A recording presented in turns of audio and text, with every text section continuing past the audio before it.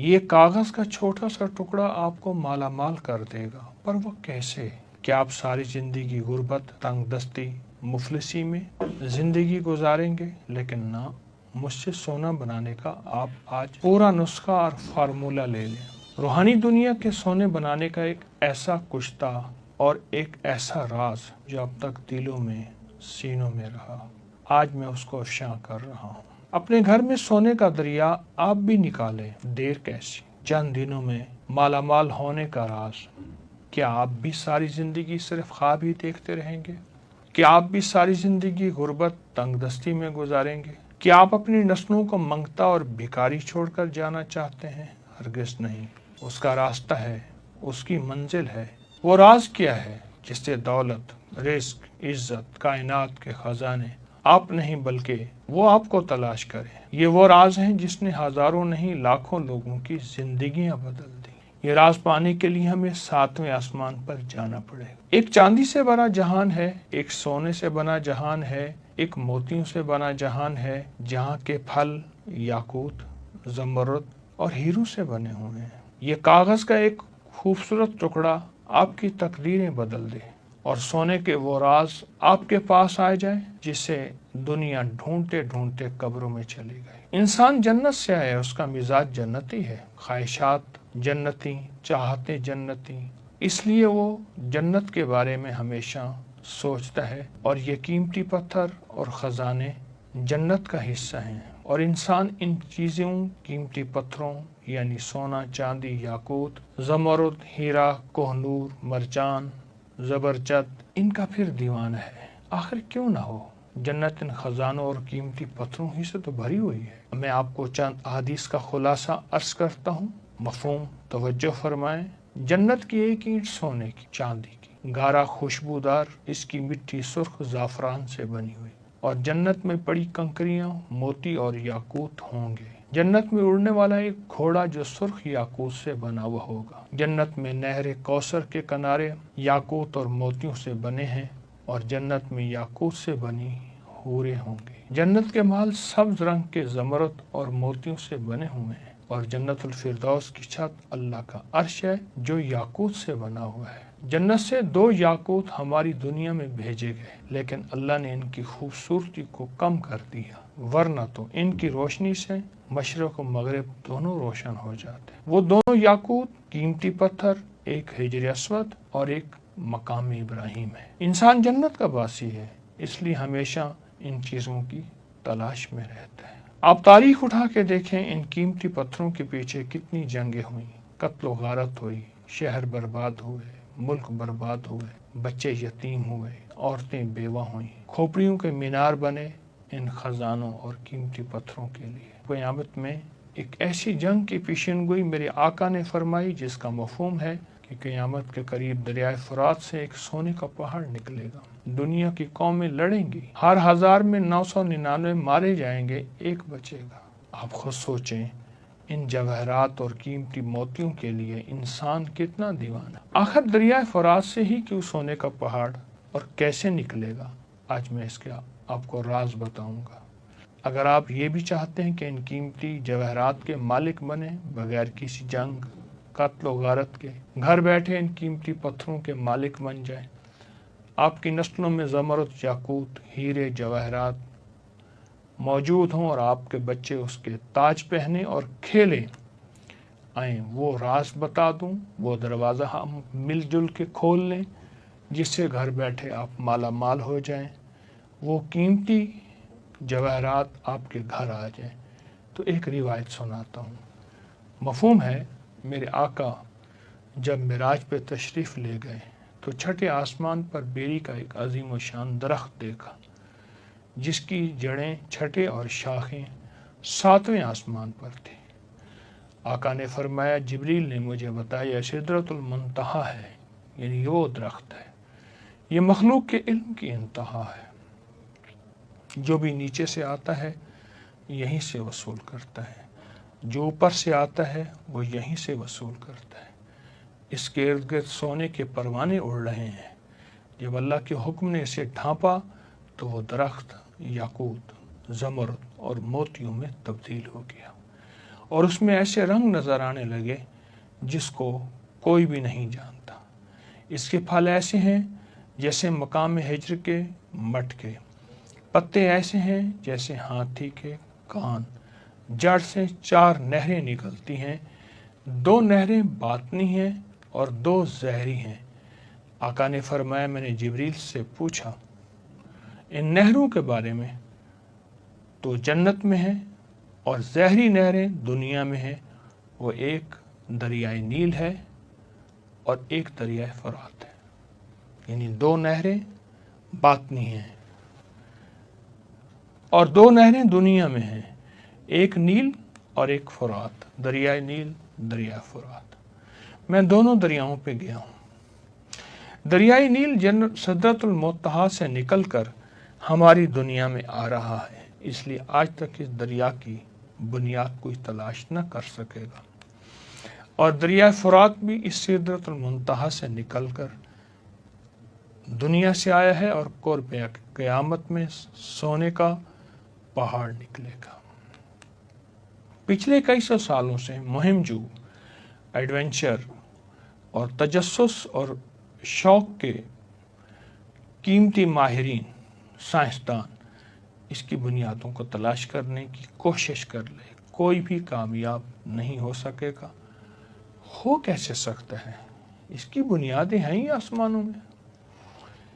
دریائے نیل قدیم مصر کی تہذیب کے عروج اور دولت کا ایک بڑا ذریعہ تھا، اس لیے قدیم مصری لوگ اس دریا کو دیوتا مانتے تھے اور اس کی پوجا کرتے تھے۔ یہ افریقہ کا سب سے بڑا دریا ہے، یہ بہت بڑا پھیلا ہوا دریا، اس کی لمبائی تقریباً 65,000 کلومیٹر۔ یہ دریا سوڈان کے ایک دلدلی علاقے میں جس کا نام سد ہے گم ہو جاتا ہے، آج تک معلوم نہیں ہوا آخر نکل کہاں سے رہا ہے۔ نیل کے کنارے آس پاس کے علاقے قیمتی پتھروں کی کانوں سے مالا مال ہیں، ان پتھروں کی کانوں سے نکال کر دریائے نیل کے ذریعے شاہی کارخانوں تک پہنچایا جاتا ہے، اور یہ زیورات، تعویذات، مقدس اشیاء میں ڈھلتے اس قیمتی پتھروں میں جامنی پتھر، یاقوت، سرخ یاقوت، عقیق، سنگ یشم، زمرد، فیروزہ شامل ہے۔ نیل ایک دریا نہیں بلکہ زندگی، خوشحالی اور پوشیدہ خزانوں کی علامت تھا اور ہے، جس نے قدیم مصر کی عظمت کی بنیاد رکھی۔ آپ کو دریا نیل کے بارے میں ایک انوکھی بات بتاتا ہوں جس سے اندازہ ہوگا اس میں کائنات کے کیا راز چھپے ہیں۔ اس واقعے کو امام ابو محمد عبداللہ بن محمد جعفر الاصبہانی نے اپنی کتاب العظمہ کی جلد نمبر 4 صفحہ نمبر 1421 پر بیان کیا ہے۔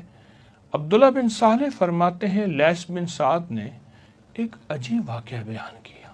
حائد بن ابی سالون جو حضرت اسحاق علیہ السلام کی نسل سے تھے، مصر میں ظلم سے تنگ آ کر پناہ گزیر ہوئے۔ اس نے دریائے نیل کی برکتیں، نعمتیں اور بہاؤ کو دیکھا، دل میں خیال آیا، میں نیل کے کنارے کنارے اس کے اصل منبع یعنی اصل چشمے تک پہنچوں، چاہے مجھے اس کوشش میں موت ہی کیوں نہ آ جائے۔ وہ روانہ ہوئے۔ روایتیں 30 سال انسانوں کے درمیان اور 30 سال غیر آباد علاقوں اور جنات کی وادی میں سفر کرتے رہے۔ 30 سال انسانوں کے درمیان اور 30 سال غیر انسانوں کے درمیان، یعنی بیابان، جنگل، جنات کی وادیوں میں۔ ایک سب سمندر تک پہنچے جہاں نیل دریائے پھٹ کر نکل رہا تھا۔ وہ کنارے پر چڑھے، ایک سیب کے درخت کے نیچے ایک شخص نماز میں مشغول تھا۔ یہ شخص وہ تھا جو حضرت اسحاق علیہ السلام کی نسل سے تھا، اس کا نام عمران تھا۔ دونوں کا آپس میں تعارف ہوا تو عمران نے کہا، مجھے بھی یہی شوق دریائے نیل کا کہ نکل کہاں سے رہا ہے، یہاں تک کہ اللہ کی طرف سے مجھے الہام ہوا یہاں ٹھہر جاؤ یہاں تک میرا اگلا حکم نہ آ جائے۔ پھر عمران نے نیل تک پہنچنے کا راستہ بتایا، شرط رکھی، اگر میں مر جاؤں مجھے دفنا دینا، زندہ ہوں تو میرے پاس کچھ دن رہنا۔ عمران نے بتایا، راستے میں عجیب مخلوق ملے گی جو سورج کی دشمن ہے، وہ مخلوق تمہیں سمندر کے کنارے کنارے لے جائے گی، تم لوہے کی زمین دیکھو گے، پھر تانبے کی زمین پھرو گے، پھر چاندو کی زمین تمہارے قدموں کے نیچے آئے گی، اور آخر میں سونے کی سرزمین میں داخل ہو جاؤ گے۔ حائد روانہ ہوئے، تمام مراحل سے گزرے، سونے کی سرزمین میں داخل ہوئے، جہاں اس نے سونے کے پہاڑ، درخت، زمین، ہر چیز سونے کی دیکھی، اور سونے کے گنبد جس میں 4 دریا نکل رہے تھے، 3 زمین میں جذب ہو جاتے تھے، اور باقی دریائے فرات، دریائے دجلہ اور دریائے جیحون، جسے آج کل دریائے آمو کہتے ہیں، اور ایک نیل کی شکل، یہ جاری ہو گئے تھے۔ پھر ایک فرشتہ ظاہر ہوا، کہا اے حائد، تمہارا نیل کا علم ختم ہو گیا، یہ دریا جنت سے نکلتے ہیں، اور جو جنت سے نکل رہے ہیں وہاں تمہارا علم ختم ہو جائے گا۔ فرشتے نے حائد کو جنت کا رزق دیا، جس میں زمردی، یاقوتی اور موتی جیسے انگور تھے۔ حکم دیا، اس پر دنیا کی کوئی چیز کو ترجیح نہ دینا، یہ بہت قیمتی تحفے تمہیں دیے جا رہے ہیں۔ واپسی پر حائد نے عمران کو مردہ حالت میں پایا، دفن کیا، کچھ دن وہاں قیام کیا، پھر ایک بزرگ نمودار ہو گئے۔ بہت دلچسپ واقعہ ہے میں جو آپ کو سنا رہا ہوں۔ بات چیت ہوئی بزرگ سے، دوران ایک سیب کی طرف اشارہ کیا ان بزرگوں نے جسے عمران نے جنت میں دیکھا تھا۔ شیخ نے سیب کی خوب تعریف کی، یہاں تک کہ حائد نے اس میں ایک نوالا کھایا۔ اس لیے شیخ نے کہا، یہی وہ پھل ہے جس نے تمہارے باپ آدم کو جنت سے زمین پر بھیجا۔ اگر تم اس سے بعد رہے تو یہ رزق ہمیشہ رہے اور سب انسانوں کو نصیب ہوتا رہے۔ یہ حائد کی آزمائش تھی۔